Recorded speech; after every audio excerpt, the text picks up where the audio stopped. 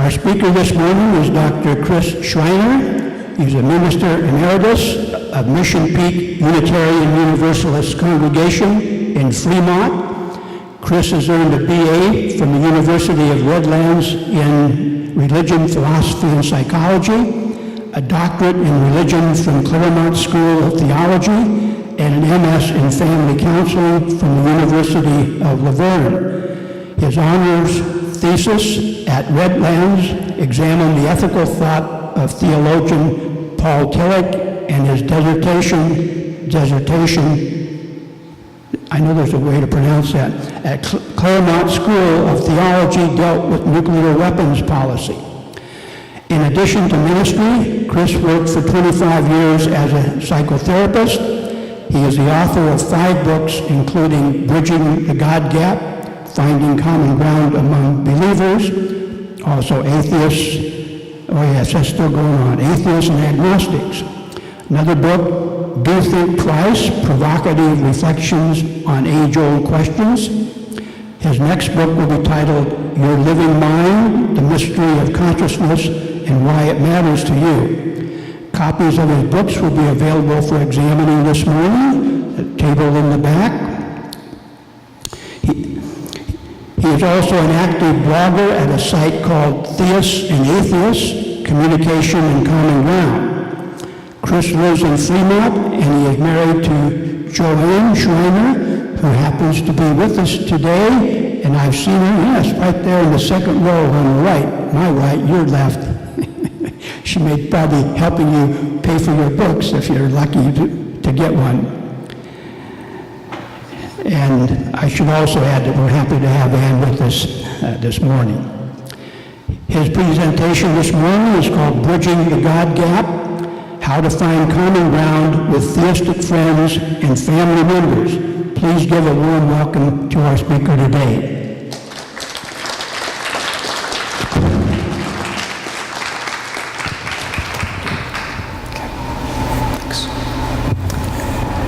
Thank you, Art, and I really appreciate the introduction. And I also want to say I very much appreciated the help that Art gave me in preparing for this program. He gave me all of the details about what the program was like. He's extremely well organized, so that was great. Been looking forward to this presentation for quite a while now. Humanist communities, in my opinion, are extremely important for the future of American society. And if you are interested in the history of humanist communities, the current state of them, what's going on with them, I would encourage you to get a copy of Free Inquiry magazine. I'll bet a number of you subscribe to Free Inquiry or pick it up. It has several articles about humanist communities, including an excellent essay by James Croft and Greg Epstein. And I imagine some of you have read Epstein's book called Theistic.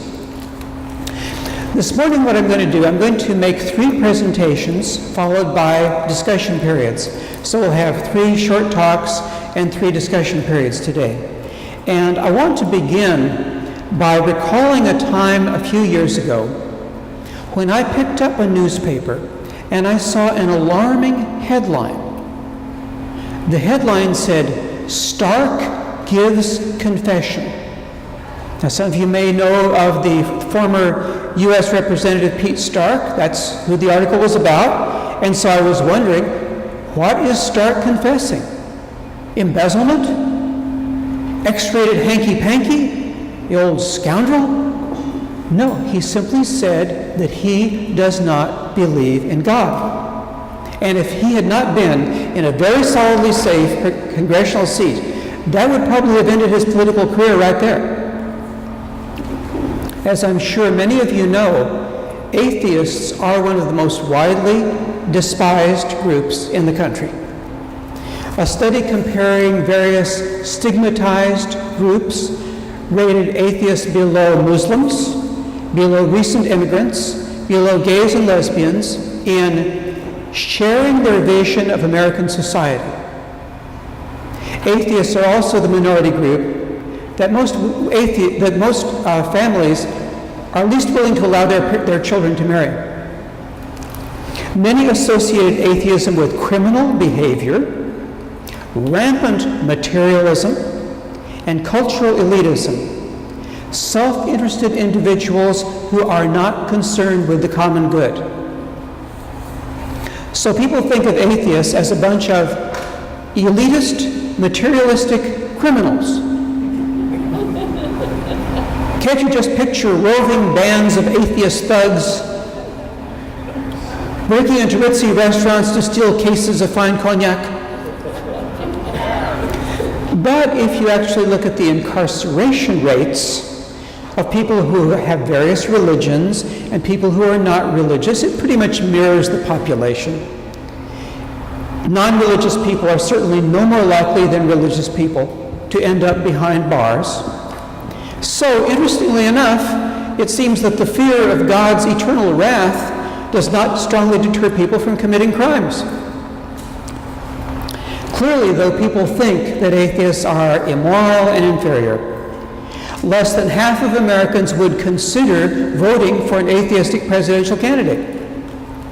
And that is actually substantial progress, because about 50 years ago there was a similar survey showing that less than 20% would have voted for a well-qualified atheistic candidate nominated by their own political party. When I was growing up, our big Webster's dictionary in our house defined atheist as one who disbelieves or denies the existence of God, or one who lives immorally, as if disbelieving in God. Wow. No wonder many atheists call themselves humanist or agnostic. You know, I mean, obviously the word agnostic means I'm not sure whether a God exists, but there are times when it really means I'm an atheist, but I don't want people to hate me. One survey showed that even in the Bay Area, which is more open-minded than in a lot of other parts of the country, about half reported that being a non-believer had produced difficulties with friends and family. So what can you do about these unfair and unfounded stereotypes? If you happen to be talking with someone who's intelligent and open-minded, you may be able to counter stereotypes with facts, such as the fact that atheists are not imprisoned at a higher rate than other people. And also, did you know that unbelievers have the lowest divorce rate in the United States out of all these groups? And born-again Christians have the highest divorce rate. However, I'm sure you may know that most people are not easily persuaded by facts. What usually works better is to talk about your own personal experience. Just say, look, I'm an atheist and I read people saying negative things about atheists. I hear people making wisecracks about atheists. I see these surveys, but I myself, I have strong moral values. I'm trying to live a good life. That sort of personal story usually makes a lot more difference to people than a recitation of facts or statistics. And if a person is open-minded, some are, some aren't, that may call forth some compassion or some understanding. And at least that's a little step forward. I have focused for many years now on helping theists and atheists understand each other, and I'm going to explain some things about why I've been interested in this topic, and tell you a little about a personal life crisis, first of all, that helped to shape my understanding of my beliefs in God, my beliefs about God, rather. In my very early 20s, I was in college, and I had the unusual experience of being able to identify with both theism and atheism at the same time. I had grown up with a sense of continuous daily communion with God, and I was going to be a Methodist minister. But in college, I began to question whether there was anybody present but myself when I sat silently in the prayer room at the chapel of the University of Redlands. And so I began to incline toward non-belief. For a while, I was so evenly balanced between believing and non-believing that I could see either side with equal clarity. It was as if I were perched high up on a mountaintop, and if I looked this way, I saw the valley of theism. If I looked this way, I saw the valley of atheism, and both were equally visible. I realized that people could think of the universe and construe all of the data about the universe in theistic terms or non-theistic terms. But people typically build their houses on one side of the mountain or the other. They either believe or disbelieve because that's the only side of reality they can see, this way or this way. So it was interesting to be able to sit up there on that peak and actually to turn one way or the other at will. Well, now let me try this other angle. But it's very hard to stay balanced up there on that peak. It gets a little wobbly after a while. And so eventually I came down the mountain on the side of naturalism rather than supernaturalism.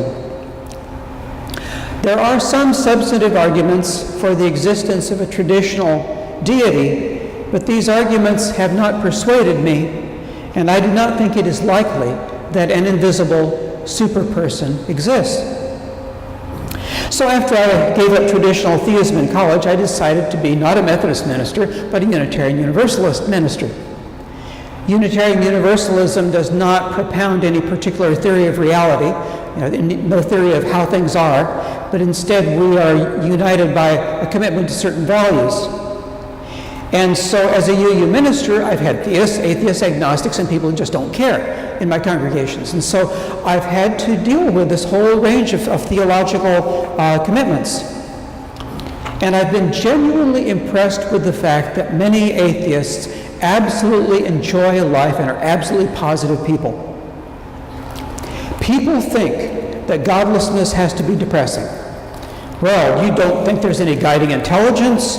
You think life has no objective purpose. We live briefly, then we vanish forever, and eventually the cosmos will grind to a halt, overcome by entropy. That's pretty depressing. But I've known many people who believe exactly these things, and they still find contentment, satisfaction, fulfillment. As John Milton wrote, the mind can make a heaven out of hell or a hell out of heaven. So now I want to start focusing on how to find common ground with theistic friends and family members. And this is a particularly timely topic now because the holiday season is almost upon us. And many of us may be attending family gatherings with traditionally religious relatives. So we'll consider some strategies for communicating about religion.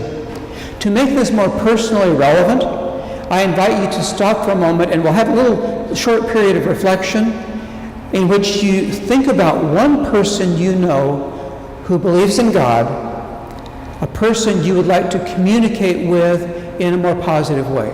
So just reflect on that a little bit. If you want to, you can close your eyes just to concentrate better or look down, whatever works for you in reflecting on thinking of one person who believes in God, somebody you'd like to communicate with better.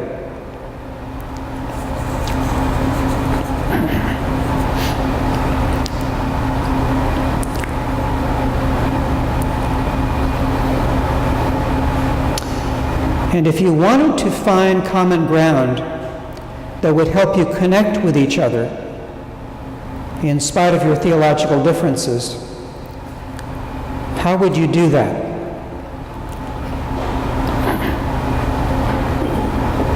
See if you can think of 3 sources of common ground that could be helpful in dealing with the person you have in mind.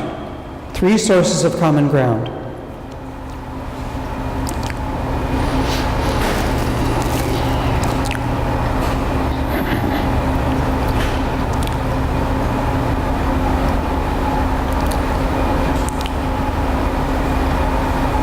Common ground might involve finding some things about religion you can agree on, or finding some values in common, or understanding each other better.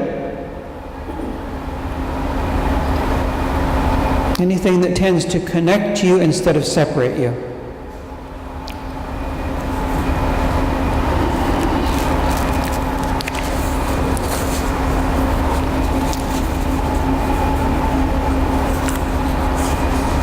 Okay, bring their reflection to a close. Okay, and let's talk. Anything you'd like to share about the person you have in mind? You don't need to name them or give identifying characteristics, but anything you'd like to say about the person you've got in mind, or any ideas you had about finding common ground? If you didn't think of a particular person, that's fine, but you may have also thought of some sort of generic ways of finding common ground with people who disagree with you. Yeah. Hold on, wait a second. Remember? Yes. Let me remember, if you don't have the mic in your hand, you should not be talking, right? And remember, the mic like this is a handy little thing here. Not here. Here, remember? Not here. Not here. Here, and very close to your mouth. Otherwise, we'll get howling. Okay, and Sandy is going to be picking off the people so we know in what order. Yes, and sorry, I keep automatically calling on people, but I'll try to restrain myself. He has a teacher's instinct. Yes. When looking at changing a relationship on my choice, I realized that what must change is my perspective, and that understanding my own understanding is what needs to change. Okay, so one step would be changing your perspective, looking at your own understanding. And there are a lot of ways of doing that, of course. Yeah. Who's the next person? Okay, who's the next person? Anybody have any comments?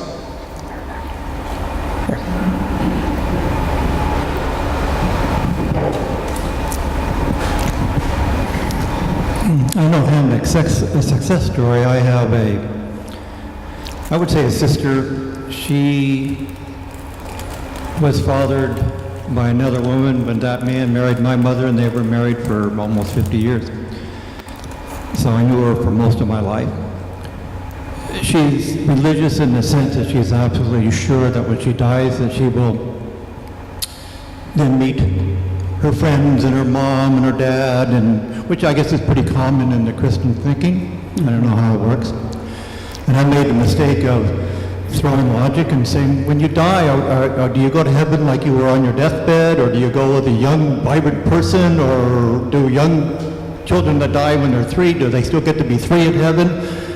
And it really ruined our relationship. We really haven't talked since. Too bad, yeah.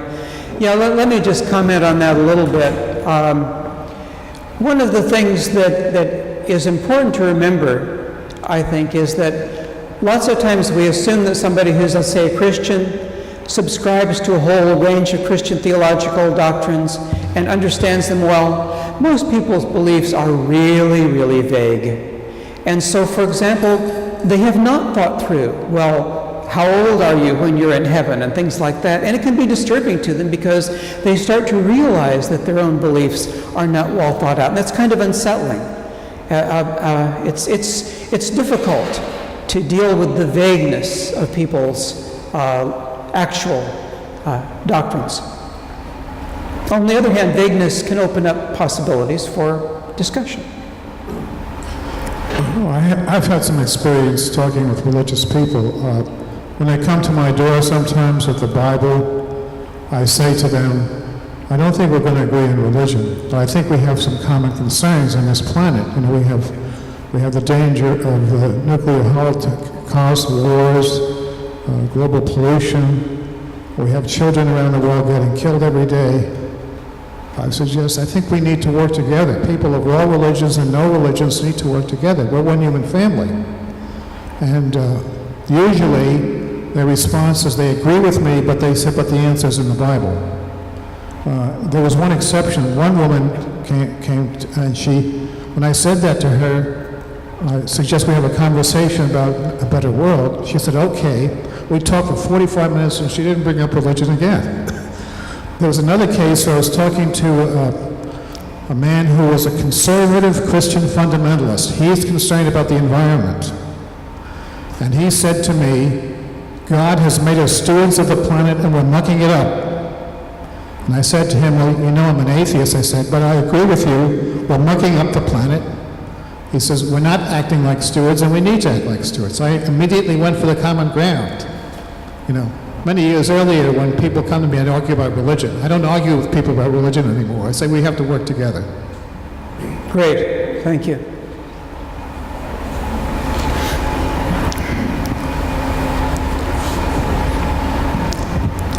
Hi, Dana St. George.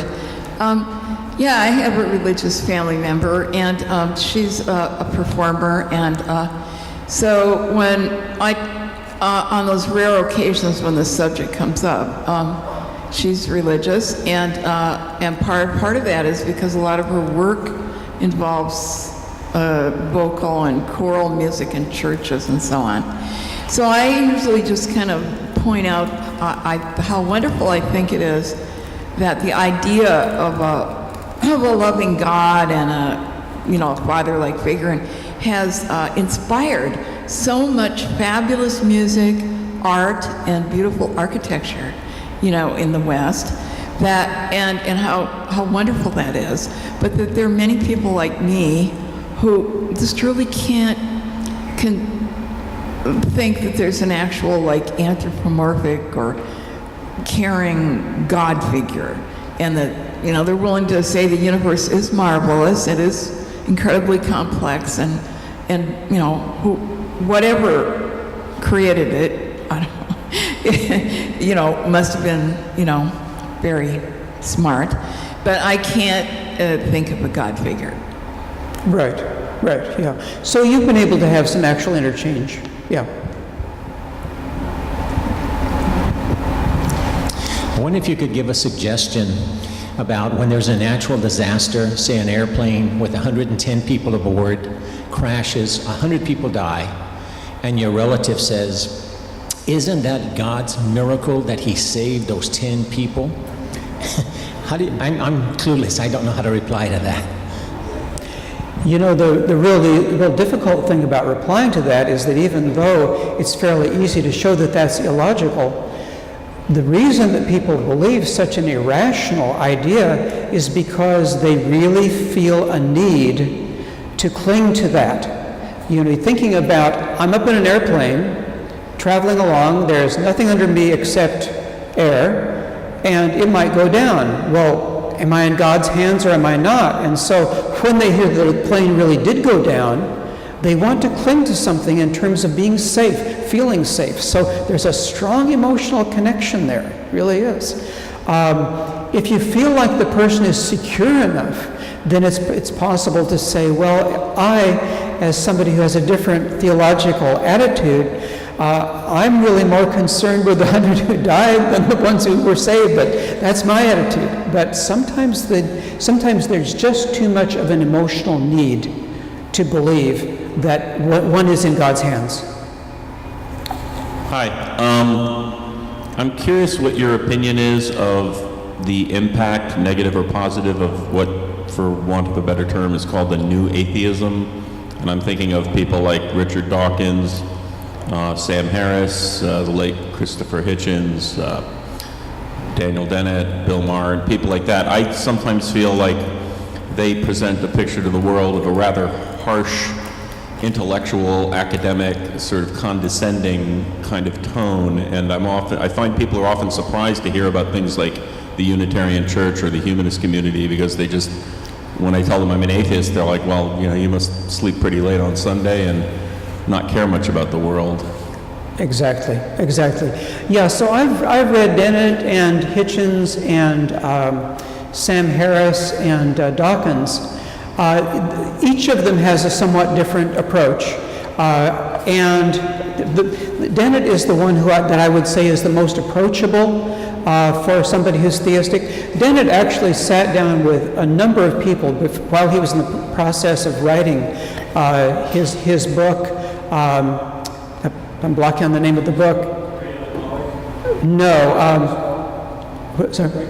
Breaking the Spell, right. When he was writing Breaking the Spell, he sat down with a number of traditionally religious people and tried to talk with them about where are you coming from, why do you feel as you do.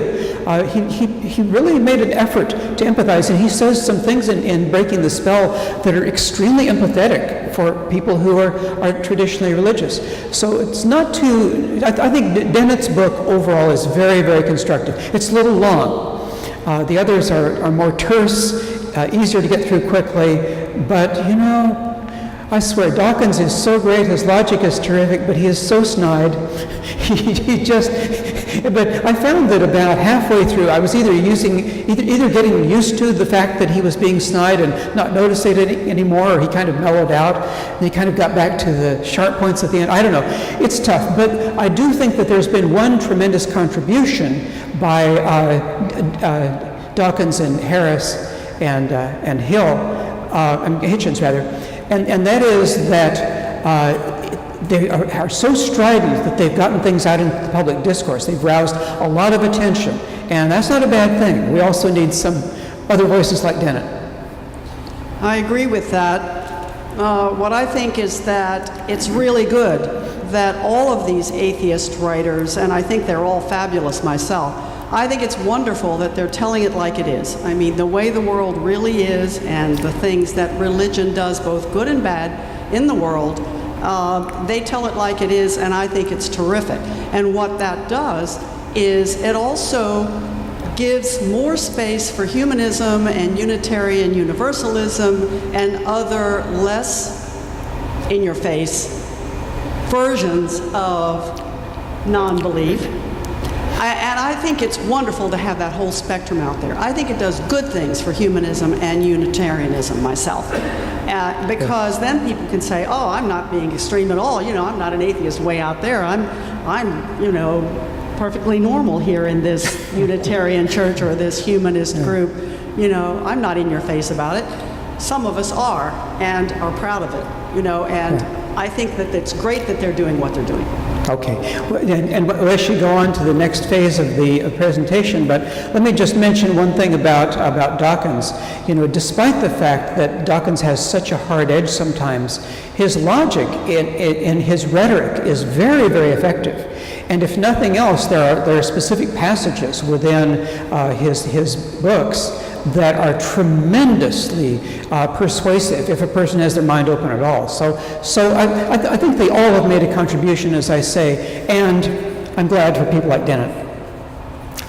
So I want to talk now for a few minutes about strategies for communicating about religion with somebody who believes in God.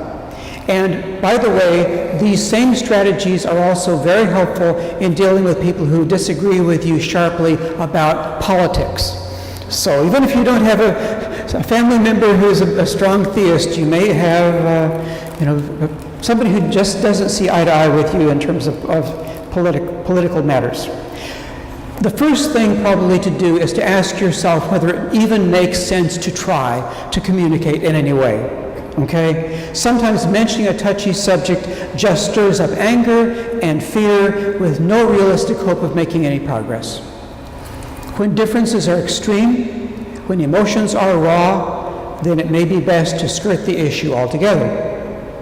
But there are lots of times when people don't make any effort to communicate. They just assume the other person is rigid, or they assume the other person is closed-minded, and that may or may not be the case. Sometimes it's hard to tell until a person probes a little bit. If in doubt, prepare for the conversation carefully, watch for the right time, see what happens. If it looks like things are going really badly, you can always say, well, I think it's time to do something else. But at least you gave it your best. It's also important to develop a clear agenda. What am I trying to accomplish? Here are 6 typical objectives that motivate conversations about religion. So see which ones of these objectives you identify with. Number 1, I want to influence the beliefs and attitudes of the person I'm talking with. Number 2, I want to influence the beliefs and attitudes of someone who is observing the conversation. That can be very different. Number 3, I want to ease tensions between myself and someone who disagrees with me about theology. Number 4, I want us to understand each other better so we can see why the other person believes as they do. Number 5, I want to humiliate someone whose views about religion are inferior to my own. And number 6, I want to make myself feel clever and superior. Now, I won't ask for a show of hands about which one of you identified with which, but it's important to be honest with ourselves, to ourselves, to be honest and say, what really am I trying to accomplish?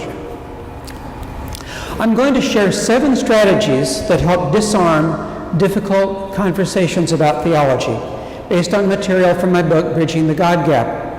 And I put these strategies in a handout over on the table back there, which you can pick up afterwards, so you don't have to take notes or remember everything. Okay? First out of the 7 suggestions, pre-communicate. Talk about what you're going to talk about. Say what you hope to accomplish. You might say, there's a distance between us because of our religious beliefs. I realize that one discussion is not going to fix everything, but I'd like to take a little step toward bridging the gap. Number 2, once you begin, keep your main goals in mind. Concentrate on the most important items instead of getting lost in a dust storm of details. Resist the temptation to go off on tangents to make an impressive point. Number 3, try to stay connected throughout the conversation, person to person, heart to heart.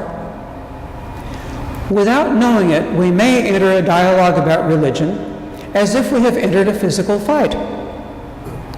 When we smite someone on the forehead with a particularly weighty argument, we may expect this poor benighted soul to bow down in surrender, grateful for having been shown the light. How disappointing when people just resent us for making them look stupid. Number 4, listen well and ask to be heard in return. Think of talk radio as an example of how not to speak and listen respectfully. And be honest with yourself about your own conversational faults. Have you been told that you sometimes resort to sarcasm, personal attacks, name-calling, a condescending tone of voice or facial expression? And if you catch yourself being hostile or demeaning, you can admit it and apologize. People usually find that sort of candor and humility very refreshing. Number 5, treat this talk as an opportunity to practice clear awareness. Raise your antenna and tune into more than what's obvious. Communication is not just kicking words around as if they were a soccer ball. We also send messages with our tone of voice, how fast or how loud we're talking, and what we do not say. Be aware also of body position, facial expressions, movements, gestures, and eye contact, or the lack of it. 6, practice meta-communication. Communication about communication.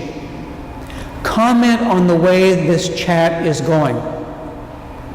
Express appreciation for what's working well. Mention ways that you are trying to be constructive and ways that your friend seems to be doing the same. And then finally, in addition to pre-communication and pre-communication and meta-communication, practice post-communication. After you say something important, check to see if your message was received. It has been said that the main problem with communication is the illusion that it has been accomplished. Don't just make noises in the direction of your friend and assume that something's getting through. Find out what he or she is hearing. The main thing I'm trying to say is blah, blah, blah. Do you see what I'm driving at? And then, of course, make sure you're hearing clearly. You're mainly saying blah, blah, blah, right? Or are you saying blah, blah, blah? Or are you saying yak, yak, yak? Now think back and see if any of these suggestions seem like they're worth trying for you, something that might work for you or be beneficial, either in dealing with religious differences or any other kind of issue. Pre-communicate, keep your main goals in mind and don't get distracted. Stay connected, listen well and ask to be heard in return. Practice clear awareness, meta-communicate, post-communicate. So I'd like to hear which ideas clicked for you and also any other suggestions you'd like to make. And again, we can start bringing the microphone around and getting people's comments. Yeah, I wanted to make a comment too. The person that's keeping track of the hands says, please raise your hand very high so everyone can see it. First.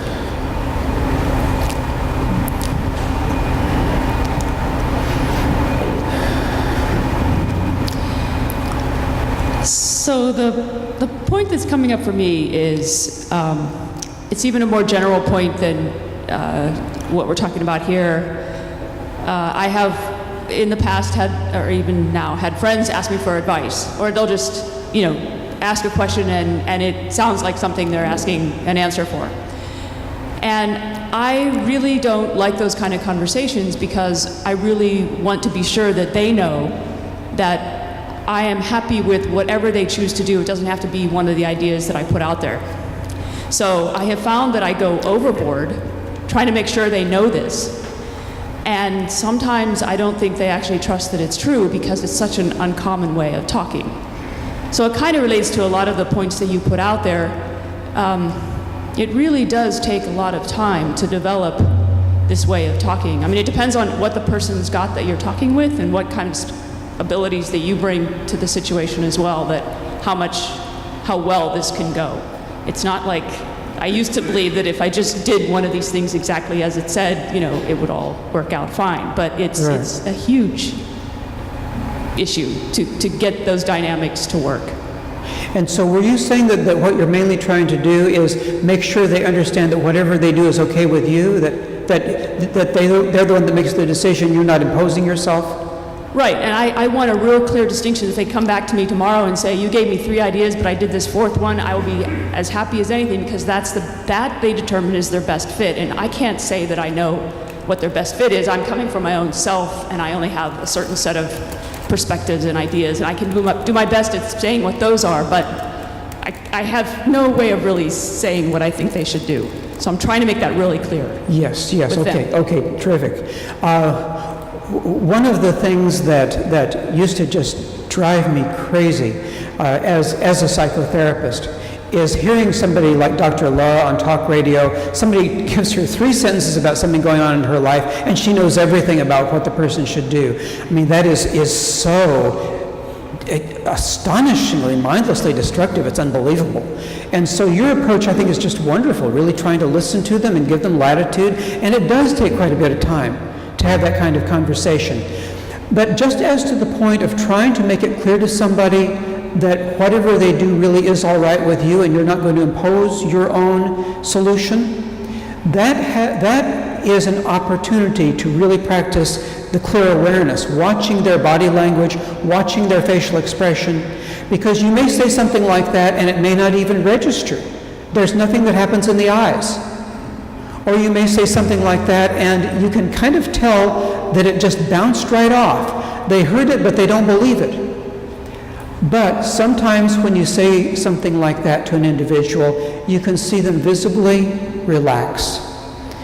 It's all right for me now to be with this person. I have some latitude, I have some freedom. Whew. And I'll bet sometimes that happens when you communicate in this way, and if it does, it's wonderful. Hello.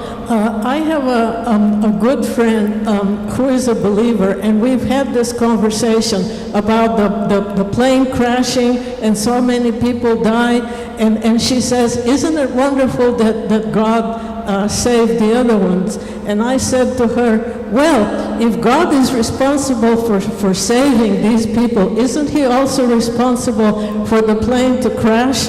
And she said to me, these problems are man-made, they're not God-made. My question is, I had nothing to say after that. What can I say to this friend? I had a good relationship with her, and she listened to me, but I had nothing to say after that. Yes, and there may not be anything to say after that, really. It goes back to what I was saying earlier, that particular idea that we blame everything bad that happens on human beings or the devil, and we give God credit for everything that was good. That is there for very, very profound emotional reasons. And that's just a tough one to crack. I probably wouldn't even try, you know. Have another ask for a suggestion. When you're discussing something with someone, whether it's religion, politics, or what have you, and you, in the middle of your talk, you haven't gotten to your point yet, and you can see from the body language that this person has disconnected, their eyes are not in focus, they're looking away, what do you do? If you stop, I assume they're saying, okay, you got to your point, and then they give their version. Or do you snap your fingers, or do you say, what do you do in a case like that when you see that they're disconnected with you? Yes, yeah, and very often, I'm sure we've all experienced that, just somebody going blank or just putting up that wall. It's just, you could almost tangibly see the wall. Sometimes if the person seems to be emotionally activated, sometimes you just need to let them simmer down some before anything can happen. Other times they're not that emotional, they're just being kind of closed. And it might be possible to say something like, now I'm not sure if I'm expressing myself very well. Am I coming across right? What's your take on what I'm saying? I want to make sure I'm getting across. That then may engage a part of the person's brain that is a problem solver and a communication, that's interested in communication and problem solving. Everybody has that part of their brain, and some people, that part of the brain isn't very large, but it's there. And if you can engage that part, then you may be able to start communicating more. It may be go ahead. When I'm talking to somebody who differs with me sharply in some issue, I have something I keep in mind, that we're talking about each other's views, and neither one of us is an expert on an absolute truth. But the other person is the world's #1 expert on their own view, and I'm the expert in my view. And what we're doing is we're learning each other's views. And I find that what really works well is to listen respectfully to the other person, restate what they're saying without any sarcasm, and then they may be willing to listen to my view. And also, rather than trying to convince them of anything, I explain what convinces me. This is my reasoning, this is how I arrive at my conclusion. I don't expect them to agree with that. So I think these are some important guidelines whenever I'm talking to anybody. And by the way, I don't always practice what I preach, sometimes. And of course I do. Those are wonderful suggestions, that idea of saying that you're the expert on your own view, and so I want to know what your views are. That's wonderful. People love to encounter someone who really wants to listen to them, because it's rare.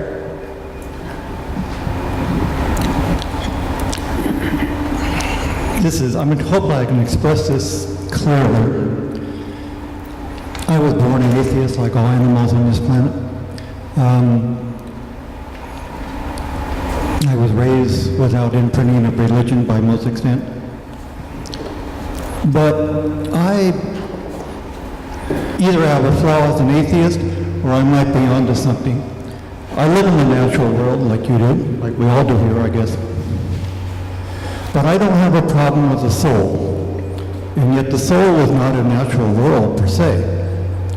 But I found it very helpful when I had a friend, a girlfriend that was relatively religious, and we got along pretty well, and I mentioned that I had no problem with us human beings have a soul. And then, because I've been locked in on the climate change thing, I came across James Lovelock and his Gaia theory, or his hypothesis.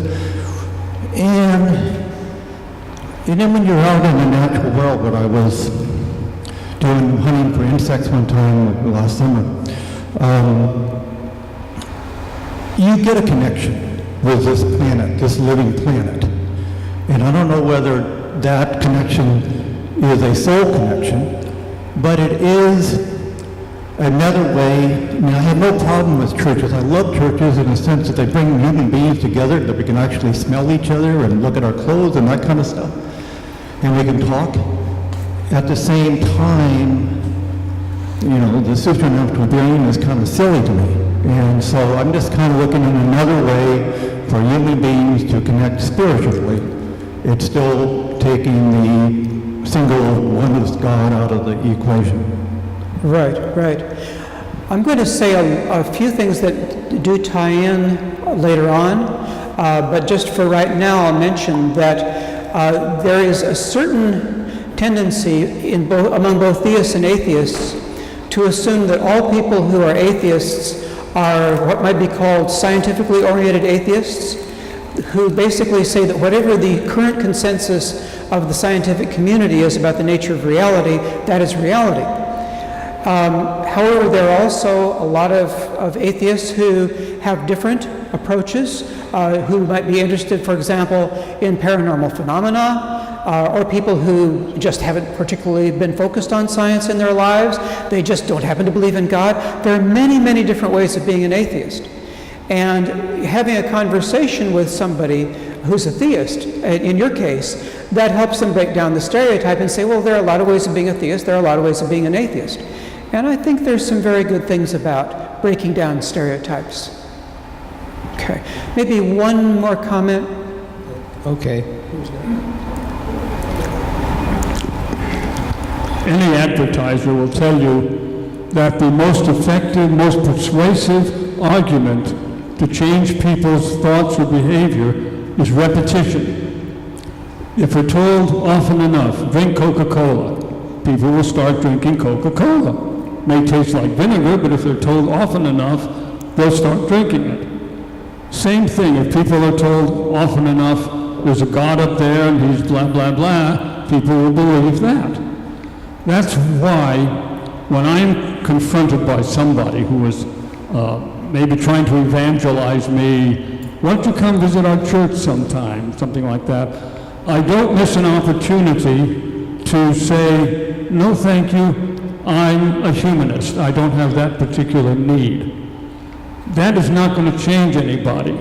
But if they hear it often enough, if every non-believer just took a little chip like that every now and then, eventually the world would have to start recognizing that, yes, there are a lot of people around here who don't believe, and they seem to be perfectly nice people. Right. And it also breaks down the stereotype that atheists eat puppies for breakfast and that general sort of thing. Yeah. There'll be another discussion period, but let me now focus on one more subject, and that is the idea of finding conceptual common ground with theists. Discovering that the two of you actually believe about certain concepts about the nature of reality in ways that you might not have thought at first. I am not talking about finding conceptual common ground with someone who thinks the earth is only 6,000 years old and imagines God as having an actual body that looks like a human. Obviously, that person has a very, very different conception of reality than you do.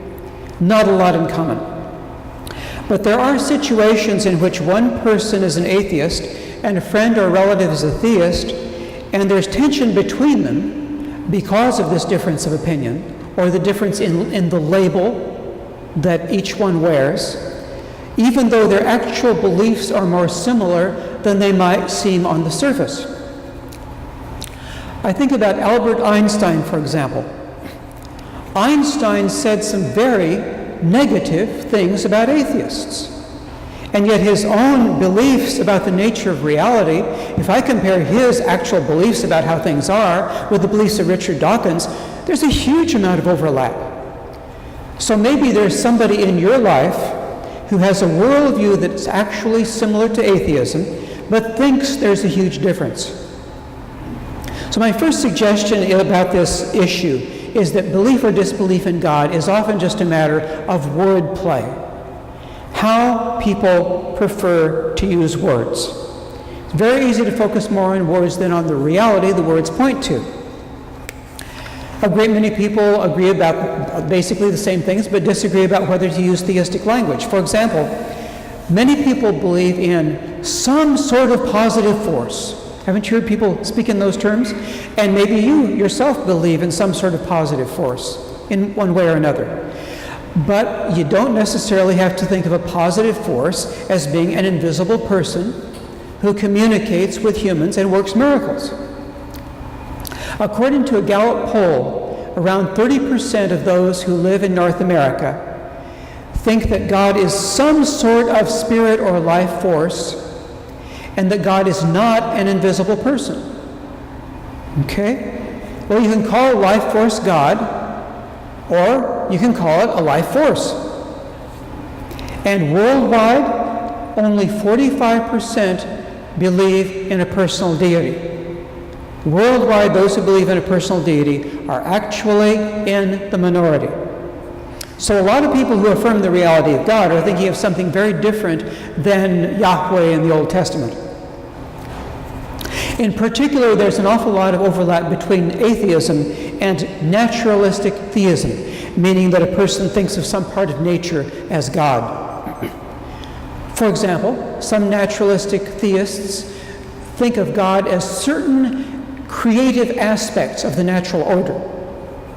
Other people will say, oh yeah, these creative aspects exist. I appreciate them, but I'm not going to call them God. So the difference is just a matter of semantics. The atheist philosopher Daniel Dennett has commented that God could be used as a name for human goodness. He said, it's super and it's natural, it's just not supernatural.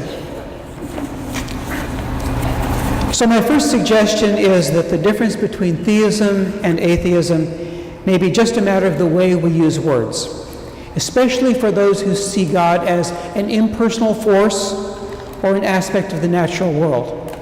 And my second suggestion is more radical. In some cases, I even think there is a lot of conceptual common ground between atheists and some personal theists.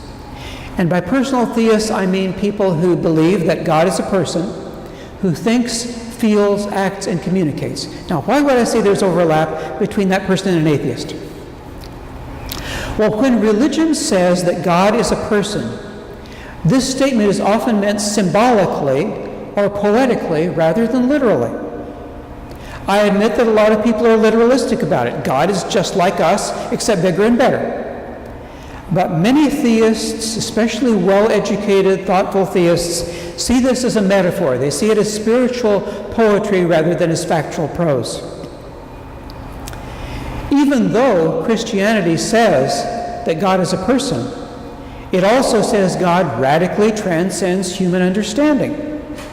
And yet very few religious leaders seem to notice the tension between saying their minds cannot comprehend God and then describing deity in detailed, personal terms.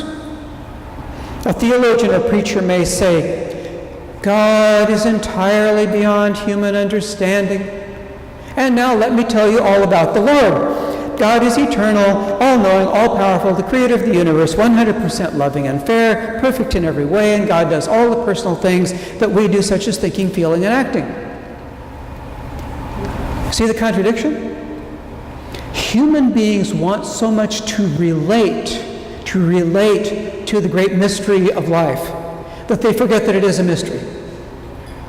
And so they decorate the darkness with elaborate doctrinal details. Obviously, in at least some respects, describing deity as a person is a poetic way of speaking. A typical person has a certain sort of body. But a reality of some sort that created the universe would probably not possess toes or a pancreas. And what does it mean that God thinks? For thus, thinking involves our brains. If God has no physical brain, how does this being process information? How then can an intelligent theist even understand what it means that God thinks? Is thinking even the right word? So some who speak of God as a person are using this familiar concept poetically to speak of something beyond our understanding. Many atheists, of course, would not use personalistic language to describe ultimate reality. However, I've talked with quite a few atheists in Unitarian Universalist congregations and elsewhere who do think of reality as having personal characteristics either in a literal or metaphorical sense. For example, one important characteristic of persons, one sort of building block of personhood, is conscious awareness.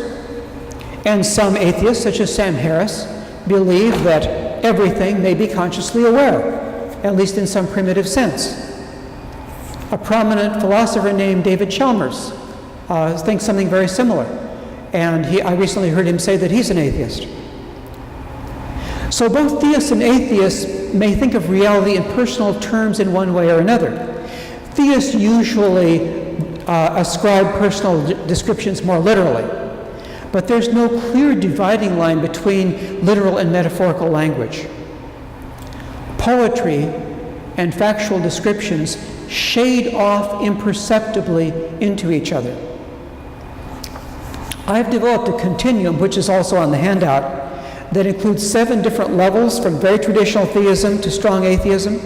And I would emphasize that with each of these 7 levels, there are infinite shades in between any 2 of these levels. So here's how this goes. First, on the extreme theistic side, very traditional theistic side, some say God is a person who looks like us. 10% of the people in the United States say God looks like us with a human-like body. Okay. Next level, God is a person but does not have a human body. Next level, calling God a person is a human way of speaking about something beyond our understanding. Then, ultimate reality is transpersonal, but we can metaphorically think of it as a person. We can poetically think of it as a thou. Then, one more step toward atheism, the universe is physical, but it has personal qualities of some sort. Or the universe does not actually have personal qualities, but we can speak poetically as if it does.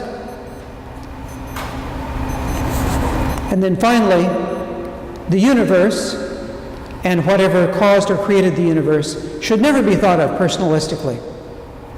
People will often shift and move around on these levels, depending on their mood, depending on what group of people they're with, depending on what they had for breakfast. As I see it, one of the most important points in this continuum between theism and atheism is the question of whether God helps us as individuals.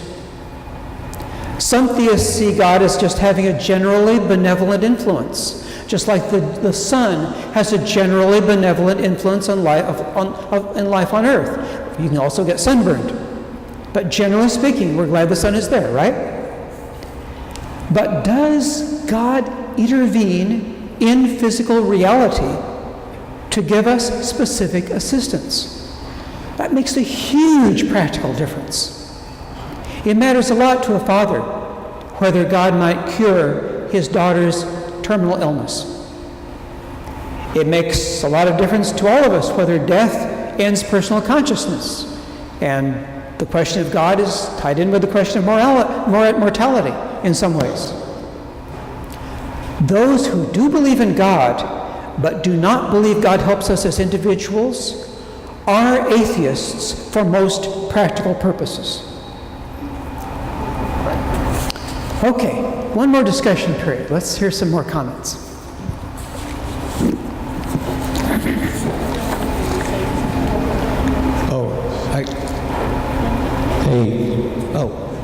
Can you crank this up? We just want to know, there were 2 people who had their hands up before. Do they want to make a comment now? Yeah, here we go.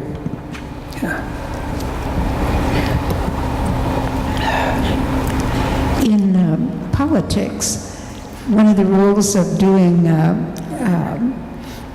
say, door-to-door solicitation, precinct work, is not to argue with the person at the door.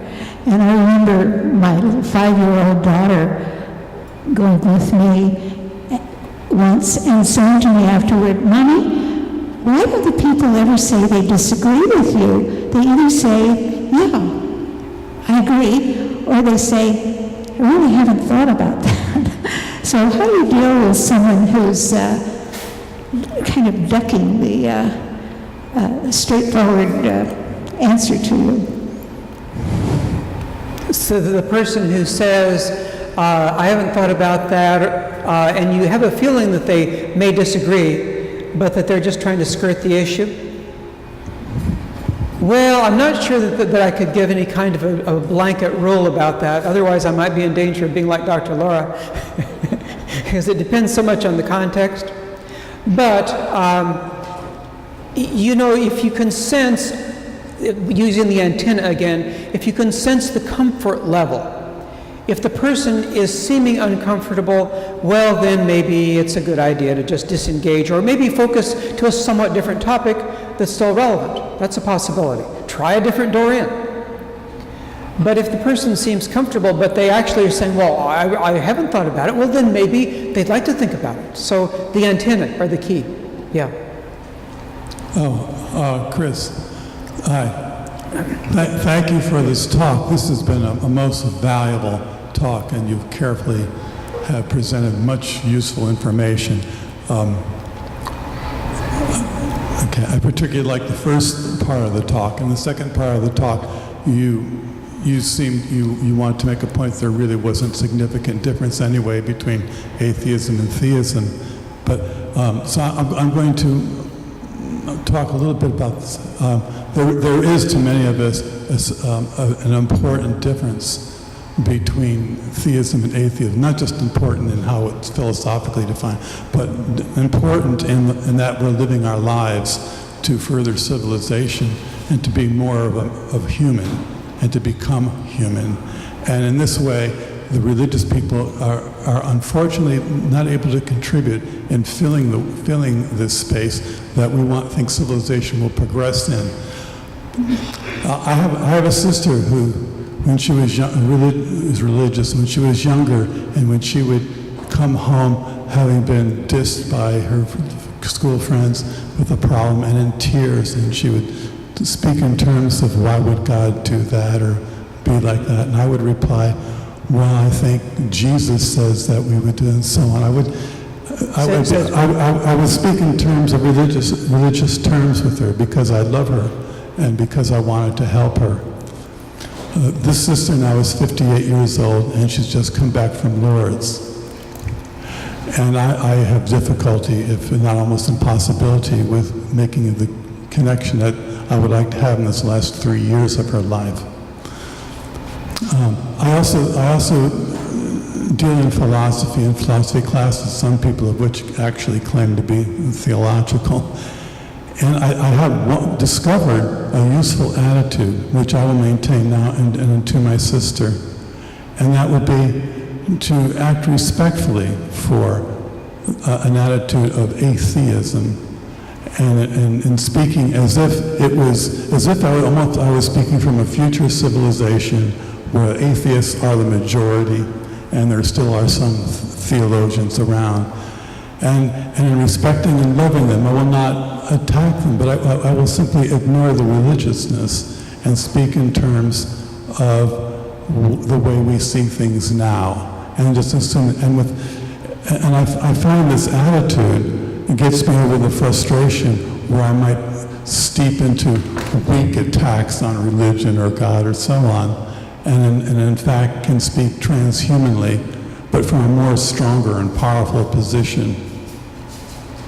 And I'm going to study your paper of other methods, and I appreciate it very much. But to those who are frustrated, because it is important that they represent a future world of humanity, which is not theist, I think it's possible to just be strong in yourself and think, well, where does that put me, and how would I talk? And without explaining, without apology, simply talk over any theological reference.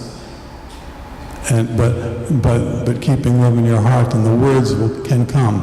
The proper angle can come, and you will respect each other, and the other person will pick up, oh, he's speaking from that vantage. That's okay, that's just him. And that's good. And then you can both be who you are. But speak strong, please, people. It's important that we don't see a need for gods in our society in the future, and we're building that world. So speak strongly. Don't think that you need to attack religion all the time, but let's show what it is, what this new world that we're in is. Okay, thank you. You're putting your ideas very well. Let me just comment on one aspect of what you were saying in terms of the way that being theistic sort of limits the possible progress that human beings can make. And by the way, is this microphone coming through clear enough in back still? Okay, just wanted to double check that. One of the huge contributions that atheism and agnosticism make to human culture is the idea of helping people become comfortable with ultimate cosmic insecurity. I see that as absolutely essential to human progress of human consciousness and understanding. Even if theism were correct, Christianity were correct, let's say, and we had all now died and gone to heaven, and we were safely, it would seem, ensconced, walking down those golden boulevards behind the pearly gates, what's to say that some bigger, meaner God might come along from some super universe that Yahweh didn't even know about and say, I don't like this dude, Yahweh, and I'm going to blow his heaven straight to hell. I mean, there is never absolute security here or in heaven. And the contribution that atheism and agnosticism makes is to help us become comfortable with that, and it is possible to. Dana St. George. Hi. I think a lot of those beliefs, like belief in an anthropomorphic God, come from simple animal behavior. And, when people are helpless and little, they cry for their mother or their father. And it's like a conditioned response. And it's kind of any animal makes. And I actually think that when a cat is in distress or a chipmunk or whatever it is, the cat cries to a cat god. The chipmunk cries to a chipmunk god. And we cry to a human god. And I just think it's animal behavior. Thanks. I agree. Okay, I just want to let you know we're going to go to 12:20, which I've been... Okay, and I do want to add one more thing that'll take about a minute, so yeah. Okay. Got two folks now. Hi, you asked for suggestions and putting forth a common emotional bond, I think. And one thing I came up with at my mother's funeral, preparing for it with the minister, was the concept that at the heart of humanism, and I'm an atheist and a humanist, but at the heart of humanism especially, is love and caring for our mutual. At the heart of Christianity, as I see it, is also love. So at that level, we have a great commonality. And so that pulls us together in our bond of love. Absolutely. And for many liberal Christians, the point about the centrality of love is a lot more important than the centrality of deity. You certainly see that in, say, United Church of Christ and some of the more liberal denominations and congregations. Hi. I've had a lot of discussions in my life with people, smarter people, not as smart. I'm going to focus on the smart ones, people like Tony Blair or Stephen Colbert, who are religious, but you can tell that they've really thought about these things. And what I think, an issue that you haven't brought up, is when they really get pushed, what I see intellectually on the sort of the more intellectual side of religious belief is a need for moral absolutism and moral authority. And a lot of the problems that come where you can't find common ground are moral authority over a woman's right to her body, same-sex marriage, issues like this, issues about the environment and man's place in it. And I just want to, these are the places where things really get thorny in my experience. I'd like you to reflect on that. Yes. And the question of whether there is some sort of absolute morality and what does it mean that there is morality that's absolute is a question that divides non-theists as well. It mostly does not divide Christians, let's say, because most of them say, well, the will of God, that's it. So that tends to make it easier, and they don't need to get into some of these very complex issues in terms of, if there is no God, how do you ground morality? Sam Harris has made efforts to do that in one of his books. It's something that I think is entirely possible to do, but it's very, very complex. I have aspirations of writing a book on the subject at some time, but at the moment, I don't know what I'd say. It's that complex. But just letting people know that you yourself have found a way to ground your own personal morality, I think that's sufficient testimony in most communication situations. This will be the last question, and you can close, okay? Okay, great. Maybe it's more of a comment. I wanted to say that my most ticklish controversy with a person who was religious was with my mother, who got very upset when our son began saying, "I don't believe in God," things like that. And first I tried to change my son's behavior and was limited success there. So then I pointed out to my mother that whether my son believed in God or not, he behaved as if he believed in God. His moral values were good. He was kind to other people. I stressed all those sorts of things, and she backed off. And I think sometimes, to add to your list of things that people are trying to accomplish, I think sometimes we are trying to change maybe not the values of someone, but the behavior. That's what I was trying to ask my mother to do, was to quit pushing this issue with my son. I didn't try to change my mother's values, I tried to change her behavior. Yes, and there are a variety of ways of doing that if somebody is being, for example, very pushy about their own religious doctrines, trying to push something down your throat, or trying to make you wrong for believing or not believing as you do. And sometimes just talking about courtesy, about kindness to each other and so on, sometimes that will click something inside of them. Sometimes it won't. I want to close with a comment that has to do with an idea of something that theists and atheists have in common. But before I do that, I want to say I really appreciate all of the comments that you've made. A lot of very reflective, thoughtful observations and questions, which I anticipated would be the case. So good to see that. The idea I want to conclude with is an idea that means a lot to me. You don't necessarily have to agree with it or not, whatever you think. But my feeling is that all of us, theists, atheists, and agnostics, can dedicate our lives to something greater than ourselves. Some people, as I said, say this is obedience to the will of God. That's it. But those who do not believe in God, as you know, can dedicate themselves to some other high purpose, such as allegiance to a set of core values. For me, the crucial disagreement is not between belief and unbelief. It's between those who are committed to a larger purpose and those who are unconcerned with the common good. Okay, I want to say it again. The truly great gap for me is not between belief and disbelief. It's between those who are committed to a great purpose and those who care little for the common good of humanity. Thank you very much for this chance to share ideas. Look forward to talking with you.